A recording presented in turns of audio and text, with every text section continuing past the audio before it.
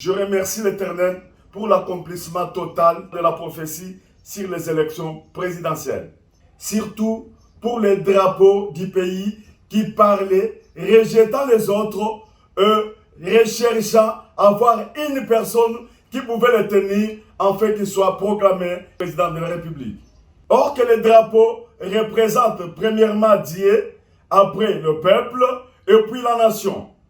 J'ai encore un autre message pour notre président de la République, le président Tshisekedi.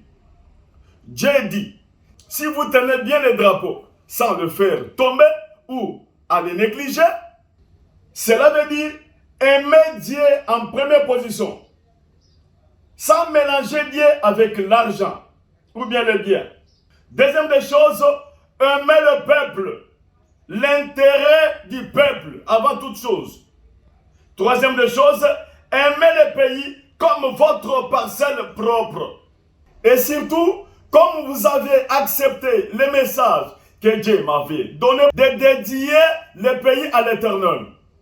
Vous l'avez fait publiquement au stade, sans avoir honte. Vous avez honoré Dieu. Dieu a dit, il va vous honorer.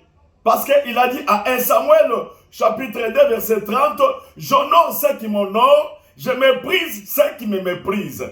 Dieu a dit, il va continuer à combattre pour vous. Il va révéler tous les complots de tes ennemis. Et vous serez un président exemplaire dans ce pays, comme ça a été avec le roi David en Israël. Et votre renommée sera grande. Et ça sera le salaire de la fidélité à l'Éternel.